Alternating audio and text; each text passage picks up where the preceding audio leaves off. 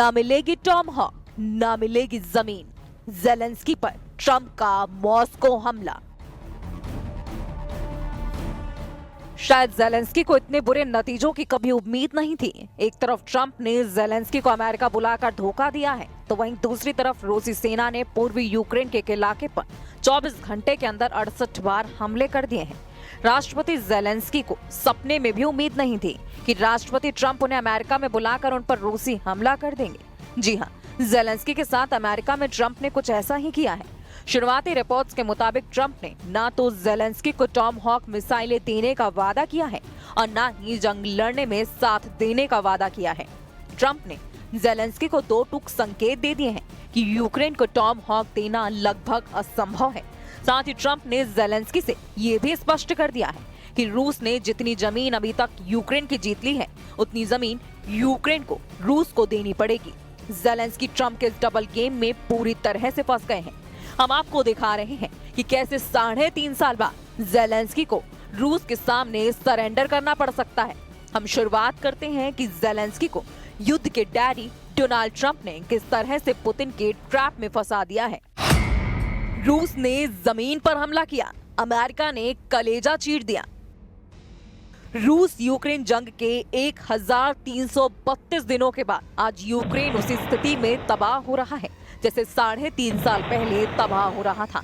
इस वक्त रूसी सेना पूर्वी और मध्य यूक्रेन पर बेहद तीखे और भीषण हमले कर रही है। वॉशिंगटन स्थित centre for strategic and international studies का अनुमान है कि 2.5 लाख से ज्यादा रूसी सैनिक और 60,000 से 1 लाख यूक्रेनी सैनिक मारे गए हैं।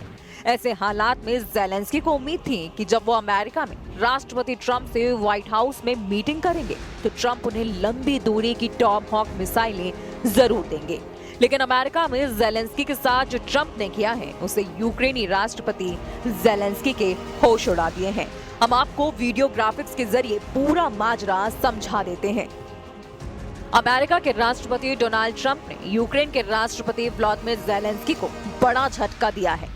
ट्रंप ने पुतिन को यूक्रेन से छीने गए क्षेत्रों को रूस के पास ही रखने का संकेत देकर ज़ेलेंस्की के हौसले तोड़कर रख दिए हैं। व्हाइट हाउस में ज़ेलेंस्की और ट्रंप के बीच 2 घंटे तक मीटिंग चली, लेकिन ट्रंप ने ज़ेलेंस्की को ये साफ कर दिया कि अमेरिका टॉम हॉक यूक्रेन को देने की स्थिति में नहीं है। ट्रंप ने बहाना देते हुए कहा कि अगर अमेरिका टॉम हॉक यूक्रेन देगा तो इससे युद्ध और ज्यादा भड़क जाएंगे। ट्रंप ने इसको लेकर कहा, मैं चाहूंगा कि यूक्रेन को टॉम हॉक की जरूरत ना पड़े। ट्रंप ने मीडिया के सामने इस बात का भी दावा किया, अमेरिका को अपनी सुरक्षा के लिए उन सभी मिसाइलों की जरूरत जो वो पिछले 4 साल से यूक्रेन को भेज रहे हैं। ट्रंप ने ज़ेलेंस्की को डबल धोखा देते हुए यहाँ तक कह दिया कि यूक्रेन युद्ध को तुरंत रोक दे और जो जमीन रूस जीत चुका है उस जमीन को भूल जाए। वो जमीन अब रूस के कब्जे में ही रहेगी। भौचक के ज़ेलेंस्की को समझ नहीं आ रहा है कि जो ट्रंप 36 घंटे पहले यूक्रेन को टॉम हॉक देने का संकेत दे रहे थे, वो ट्रंप पुतिन से 2 घंटे फोन पर बात करने को लेकर पूरी तरह से पलट गए। इस पूरे सीन में ज़ेलेंस्की को ऐसा लग रहा है कि जैसे रूस ने यूक्रेन की जमीन पर हमले किए हैं, जबकि अमेरिका ने यूक्रेन के कलेजे को चीर डाला है। अब सवाल उठता है, क्या हंगरी में अगले 2 हफ्ते में पुतिन और ट्रंप की मीटिंग में कुछ बड़ा होगा और क्या ज़ेलेंस्की ट्रंप के दबाव में यूक्रेन की जमीन रूस को सौंप देंगे? President Zelensky, as you know today, we had a very good meeting, very cordial meeting. In my opinion, they should stop the war immediately. You go by the battle line wherever it is, otherwise it's too complicated. You'll never be able to figure it out. You stop at the battle line and both sides should go home, go to their families, stop the killing, and that should be it. Stop right now at the battle line. I told that to President Zelensky. I told it to President Putin. Thank you very much. इधर दूसरी रूसी रक्षा मंत्रालय ने भी इस साल यूक्रेनी क्षेत्र के 4,714 वर्ग किलोमीटर पर कब्जा करने का दावा किया था। वॉशिंगटन स्थित think tank institute for the study of war यानी ISW का अनुमान है कि रूसी आंकड़े का वास्तविक आंकड़ा 3,434 वर्ग किलोमीटर के करीब है। रूस कब्जे का ज्यादा इलाका बता रहा है। खबर है कि रूसी सेनाओं ने निप्रोपेट्रोव्स्क में कलिनोवस्कोय और स्टेपोवॉय और डोनेस्क में टेरिलोवो, मेस्कोय, सेंड्रिगोलोवो और किरोस्क पर कब्जा करने का दावा किया।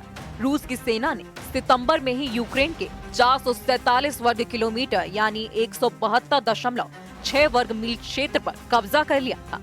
यूक्रेन के चेर्निहिव इलाके के क्षेत्रीय गवर्नर व्याचेस्लाव चॉस ने भी कहा कि रूसी सेना ने 24 घंटे की अवधि में यूक्रेन के चेर्निहिव क्षेत्र पर 68 बार गोलीबारी की, जिससे भयानक नुकसान हुआ है। 41 देशों के हथियार, अमेरिका और यूरोप से मिल रही खुफिया जानकारी के दम पर यूक्रेन पिछले 90 दिनों में रूस की 38 में से 19 तेल रिफाइनरों पर हमला कर चुका है।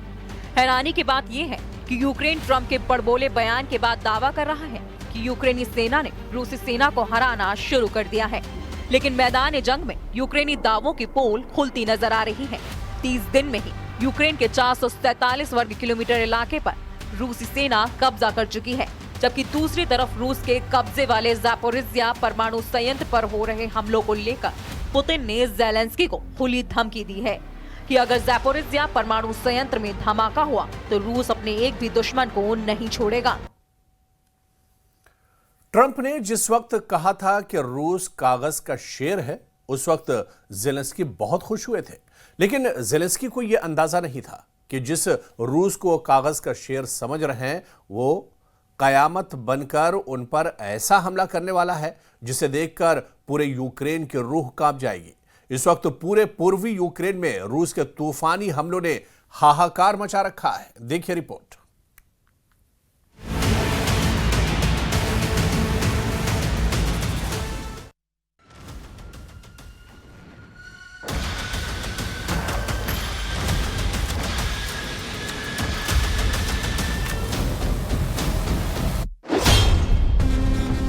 रूसी राष्ट्रपति व्लादिमीर पुतिन ने यूक्रेन को चेतावनी दी कि वो रूस के कब्जे वाले ज़ापोरिज्या परमाणु संयंत्र के पास हमला करके एक खतरनाक खेल खेल रहा है और सीधी धमकी दी है कि मॉस्को यूक्रेन द्वारा नियंत्रित परमाणु संयंत्रों पर जवाबी कार्रवाई कर सकता है। हम आपको ये भी बता दें कि ज़ापोरिज्या एटमी संयंत्र, जो यूरोप का सबसे बड़ा परमाणु ऊर्जा संयंत्र है, ये एक सप्ताह से ज्यादा समय से बाहरी बिजली स्रोतों से कटा हुआ है और इसे आपातकालीन डीजल जनरेटरों के द्वारा ठंडा किया जा रहा है, जिसे लंबे समय तक संचालन के लिए डिजाइन नहीं किया गया था। अगर इसमें धमाका हुआ तो यूक्रेन से लेकर रूस के कई हिस्सों में परमाणु तबाही आ जाएगी।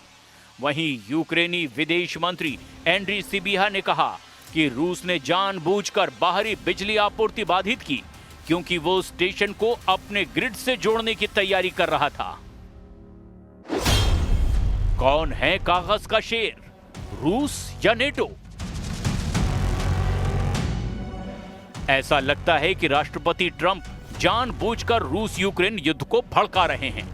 जब से ट्रंप ने पुतिन के रूस को कागजी शेर कहा है, उसके बाद से रूस ने यूक्रेनी शहरों के चीथड़े उड़ाकर रख दिए हैं।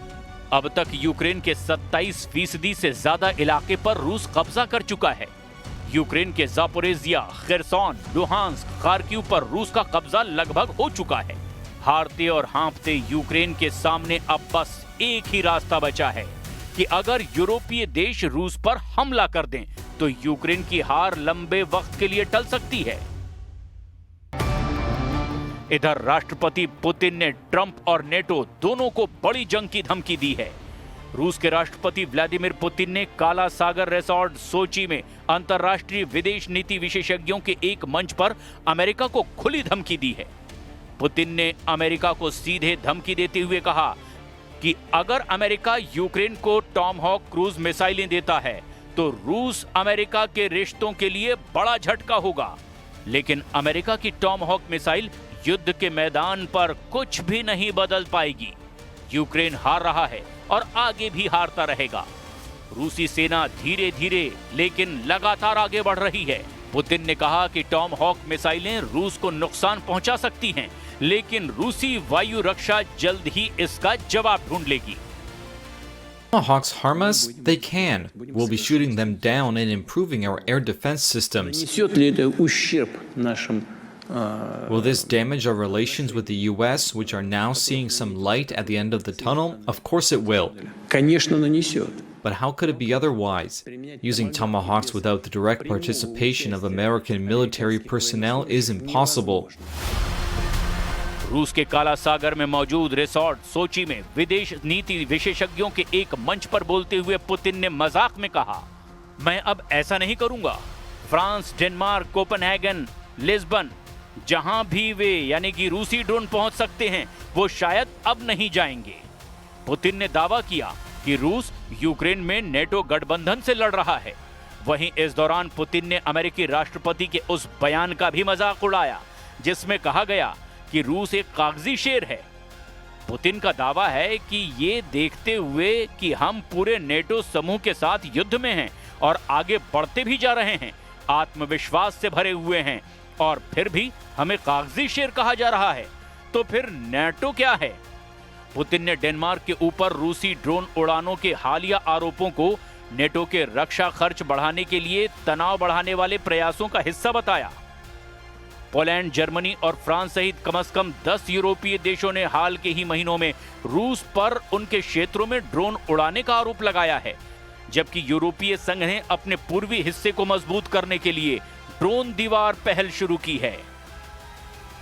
The paper tiger thing, I have already told you that Russia has been fighting not with Ukraine and the Ukrainian armed forces, but with all the NATO countries for all these years. Well, if we are fighting with the entire NATO bloc, we are moving, advancing, and we feel confident, and we are a paper tiger, then what is NATO itself?